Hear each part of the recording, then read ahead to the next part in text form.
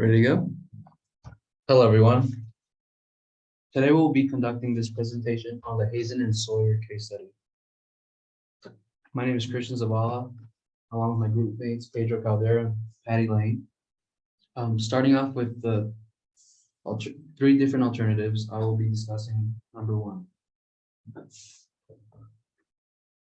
So start off with the first system, the septic tank with recirculation tank, followed by stage one, unsaturated biofilter to stage two, saturated biofilter, effluent discharge to existing molded drain field.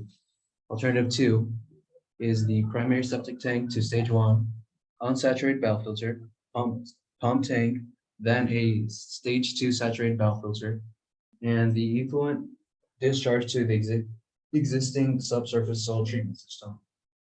And finally, alternative three, the primary septic tank to the effluent dose tank, followed by saturated biofilter tank, effluent discharge to subsurface drip field, along with the following information provided with this table: capital costs and energy costs.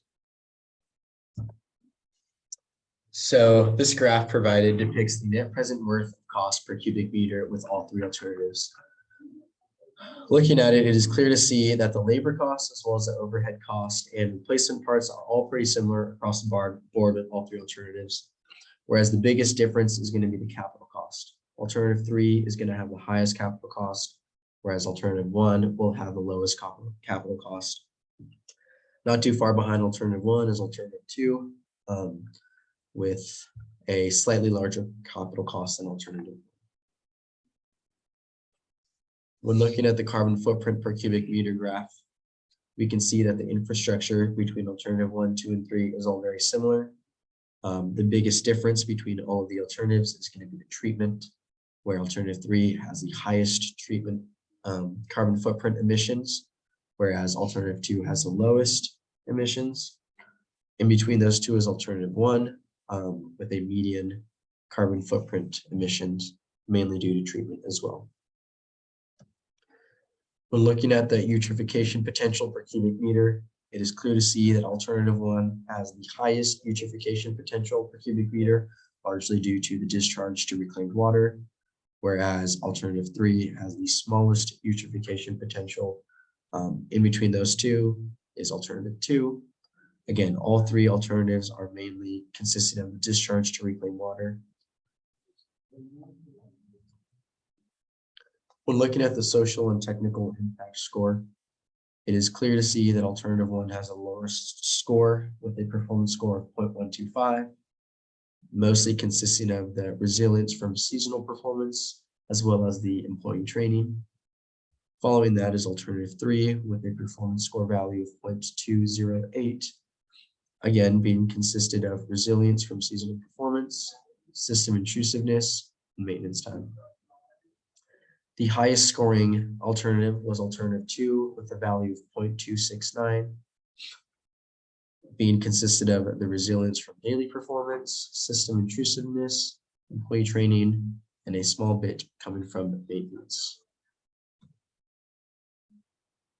All right, so right here, we can see the overall SEE impact graph. So this is with a an even weighted importance. So as we can see here, alternative 1 has an overall impact of 0.229, alternative 2 is 0.334, and alternative 3 is 0.458.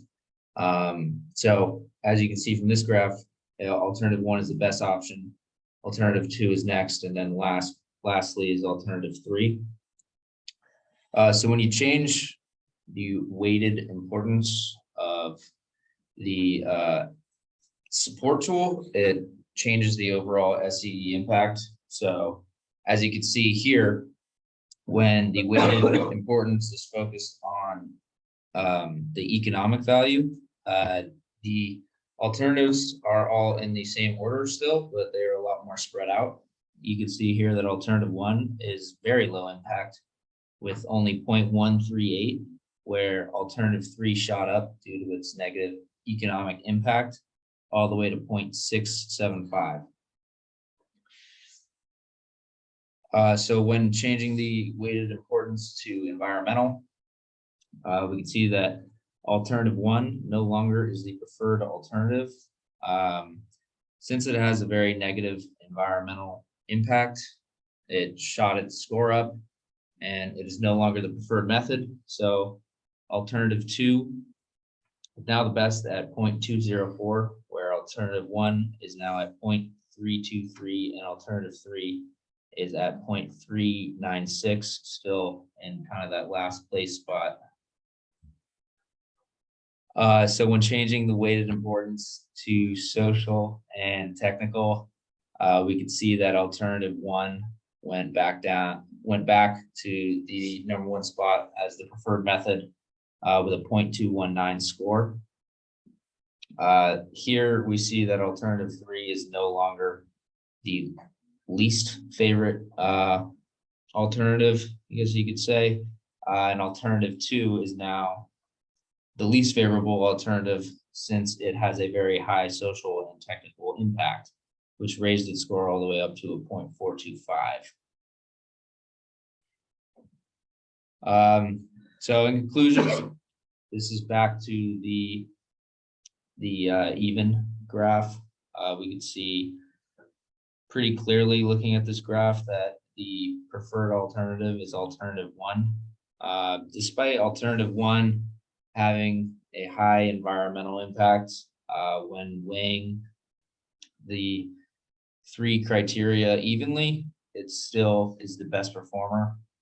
Next, we have alternative two, and then lastly, alternative three, and that is, mostly due to its negative economic and social technical impacts.